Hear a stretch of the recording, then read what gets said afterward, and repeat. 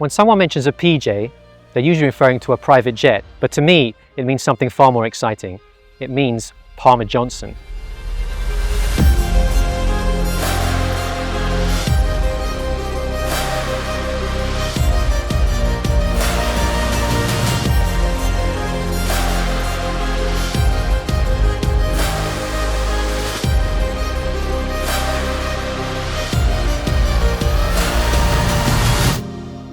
Palmer Johnson has actually been building yachts since 1918 out of Sturgeon Bay, Wisconsin. That's 100 years of experience, and they spent most of it chasing one thing: performance. Their most famous build is probably Kalila, a gold-hulled all-carbon super yacht with a hull design nobody has seen before. That's the kind of shipyard this is. Equity carries the same spirit. She was built in 2008, but went through an extensive refit in 2019. She accommodates up to 12 guests in 5 cabins, but the reason you'd buy her is for the performance and her unmistakably sporty lines. She can reach a top speed of 27 knots, which is actually incredible for a yacht that's over 45 meters, and I'm excited to show you what that feels like later on.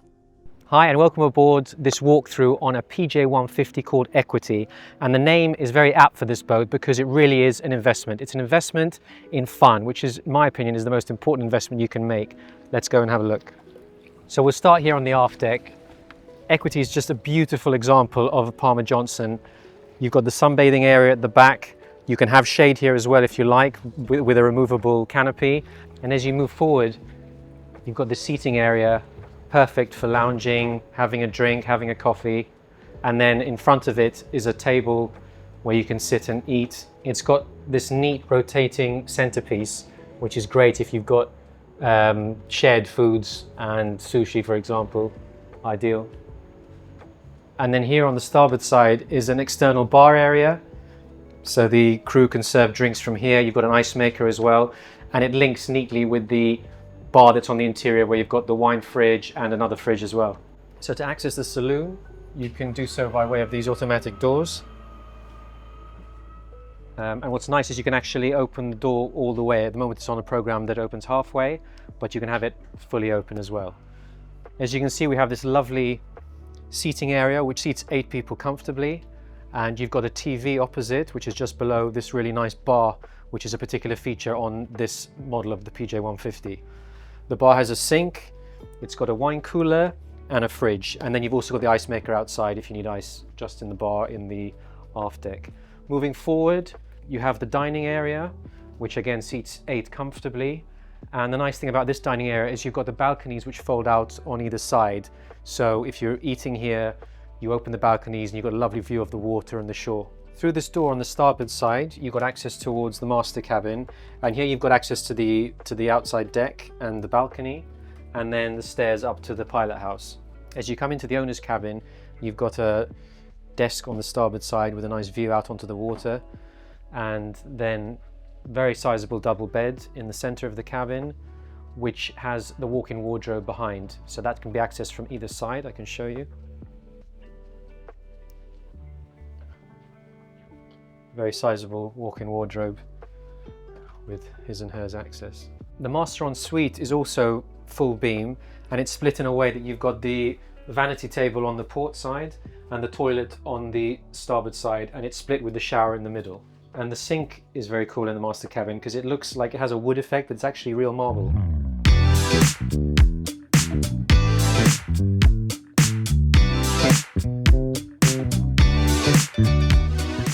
As you come down the stairs into the guest area, you've got this lobby, and here on the port side is actually the day head. So this is actually on the lower deck. There isn't a day head on the upper deck. As you move back into the guest area, you've got this automatic fire door, and then it's got 4 guest cabins, 2 twins which can be doubles and 2 doubles aft. This is one of the twin cabins on the starboard side, and as you can see, the configuration currently is as a double, but it can be split into 2 twins. And you've also got Pullman bunks on both sides, so in total the yacht can accommodate up to 12 guests, including the owner's cabin. And if you notice, there's a really good over 2 meter head height in these cabins, which is really, really nice. It feels very spacious. And the same in the en-suites. In fact, the shower has a very nice height on it, so for tall people, they're not having a problem having to crouch down in the shower. And behind the door in the twin cabins is a flat screen TV. As we move aft, You've got the double cabins on either side, and as you can see, it's a nice sized double bed at an angle, and you've got quite a bit of storage space with these cupboards, and there's also drawers under the bed itself. And this cabin is basically mirrored exactly on the starboard side.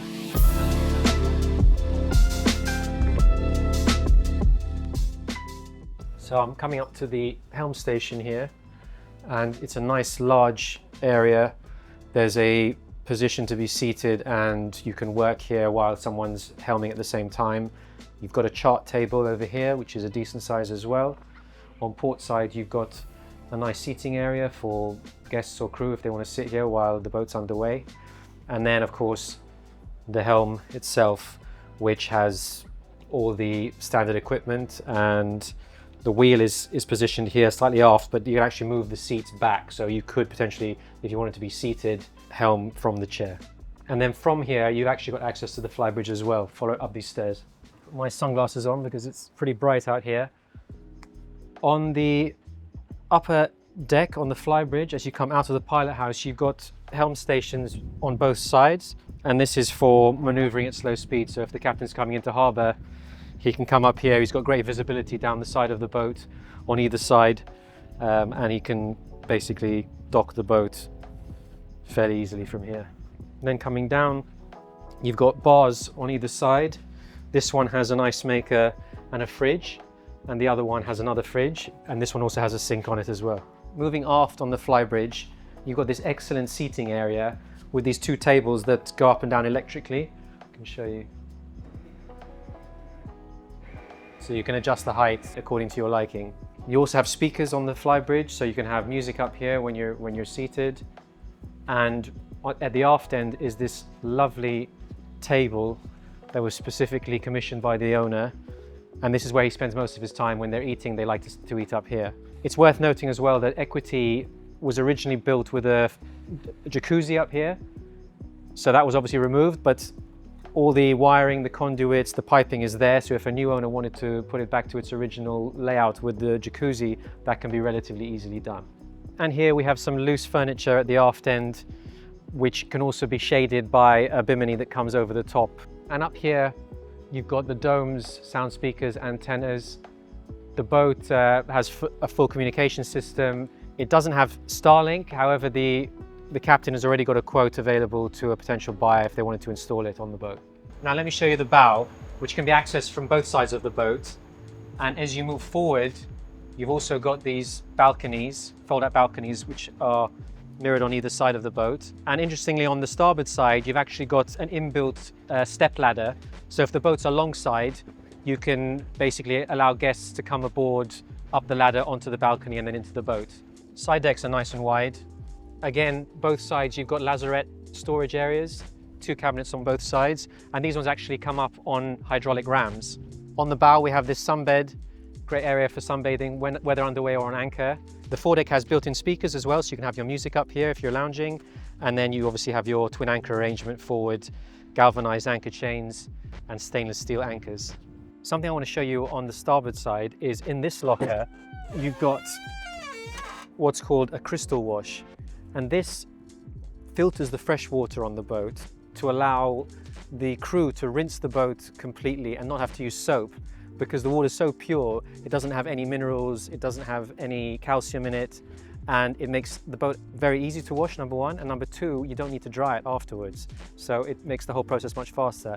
Also, the fact that it doesn't have any parts per million in it means that the paint lasts a lot longer because it's not getting any abrasion from the water. So it's a really cool piece of kit. There's also a second crystal wash in the garage aft, so that basically you can connect the hose whether you're cleaning the front of the boat or the back.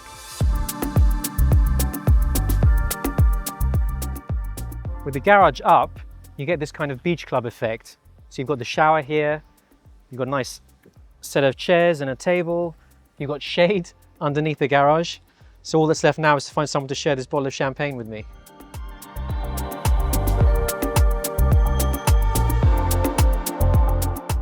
The portside door leads to the pantry, the crew area down below, and also the galley. And what's quite neat about this door is that basically if the stewardess is going into the pantry and her hands are full, she's got food, she's got drinks, she can basically press this button with her foot and it opens the door automatically. The pantry has a dishwasher, a garbage area, coffee machines and some storage as well, and there's also a door to give you access onto the deck out on the port side. As you come through the pantry, access to the crew area is through down these stairs, and just before you get to the bottom there's a neat little cabinet here, which is basically a tech space. So you've got a lot of breaker panels, you've got a medical kit, chargers for the two-way radios, and in the back there's an area for storing wine and also 2 wine fridges as well. And once you get to the bottom of the stairs, you've got this nice mess seating area for the crew. There's a TV, a smart TV opposite, and you've also got the cameras on the TV as well, so you can see what's happening on the aft deck in the engine room. There's another control panel here, and this door is access to the guest area, which makes it quite convenient if you need to get anything from the crew area, whether it's laundry from the laundry room, if the guests want to grab a drink from the galley, it's quite convenient. So the main galley on Equity is down here in the crew area. If we come on through here, you've got a fire door, obviously, for safety reasons. Equity has a lot of fridge space for a PJ150, this being the first of them, which is a large walk-in fridge. Big. Then you've got a dishwasher, lots of storage space, full height freezer on this side, and then a full height fridge here. And you've also got another full height freezer in the laundry room, which I'll show you in a bit. In terms of cooking, you've got a microwave up here. Then you've got a steam oven and a conventional oven as well. And you've got a 5-point induction hob as well. And as you can see, you've got this lovely stainless steel industrial type galley feel to it, which is nice. And if we move forward from the galley, you'll find the crew accommodation. On port side, you've got the captain's cabin with ensuite, and then on the starboard side is the laundry room that I mentioned, where you've got the full height additional freezer and also 2 washing machines and 2 dryers. Moving forward, we then have another 4 cabins, so the yacht can accommodate up to 8 crew. Captain, engineer's cabin here on port side, also ensuite. Then you have another bunk cabin on starboard and 2 similar bunk cabins forward.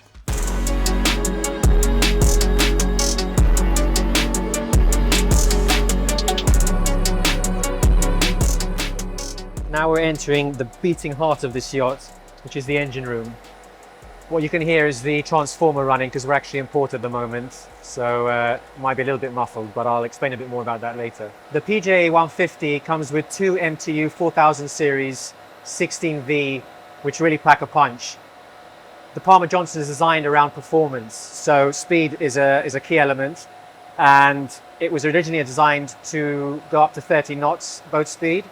However, the top speed at the moment is about 27 because post initial production, they installed some 0-speed stabilizers, which obviously slowed down the boat slightly. But for a boat of this size, even doing 27 knots is pretty impressive.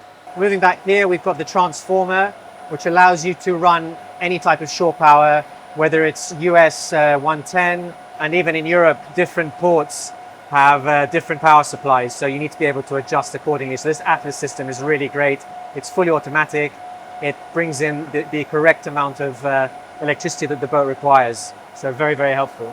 The engines have straight shafts, so the captain says it's pretty maneuverable. And current engine hours to date are 3,500, which for the age of the boat is not a lot. Equity comes with 2 70 kilowatt generators. The engines are John Deere, which is useful because it's easy to find parts in the Mediterranean, so it makes it a lot easier for the engineer on board. And in terms of hours, the port generator has 8,600 and the starboard has 6,400. The discrepancy being because the starboard generator is actually changed under warranty, so it's got less hours than the port, but they both function fully now. Here you can see the Raycor filters, so they've got pre-filters for both engines, 2 for each engine, and then your standard twin filter systems on the engines themselves. And if you just follow me here around the back of the starboard engine, we've got a Alpha Lava fuel polishing system, which is really good. So basically the fuel is run through this system to make sure it's clean, and then it's pumped into the day tank to be used by whichever engine. And speaking of tankage, here on the control panel, it gives you all the information about the tankage of the boat. It's got a 40,000 litre fuel tank split between 6 tanks and 1 day tank, which can be obviously, the fuel can be moved around according to what you want to do. And it has also obviously a water tank, which is nearly 6,000 litres. And in terms of the actual management panel, you've got one of these obviously in the engine room, but you've got one in the captain's cabin, in the engineer's cabin, in the crew mess, and in the pilot house as well. So everything can be managed from these panels. And I'd like to just show you something here, which is if you open this hatch, you've got a tunnel that runs all the way to the bow of the boat. In there are watertight bulkheads. I believe there's 3 of them. So in the event of a collision, you can shut off different areas of the hull to protect the boat from sinking. And also it's a huge area for storage. So there's the black water tank, grey water tank, but you can store plenty of stuff down there. There's a compressor.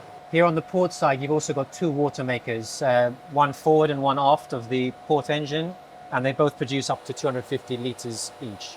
And if you follow me to the aft, if we go through this door over here, you then got direct access to the tender garage through another hatch, and also an emergency hatch to the deck as well.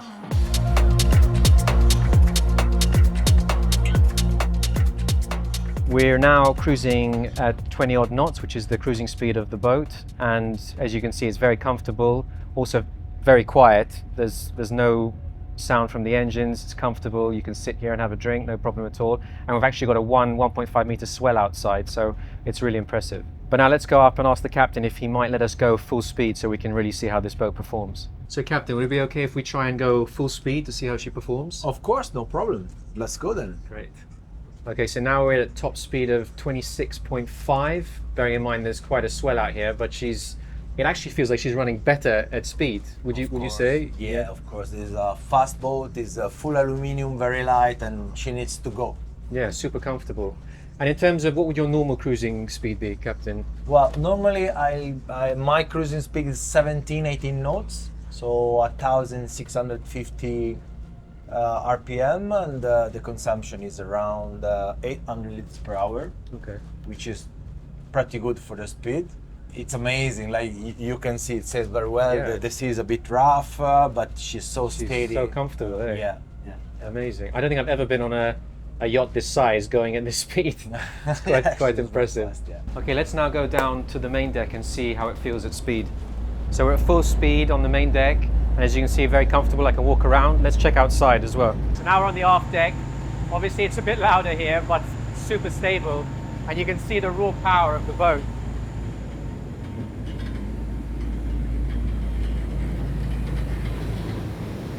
Wow. It's like a speedboat. Amazing.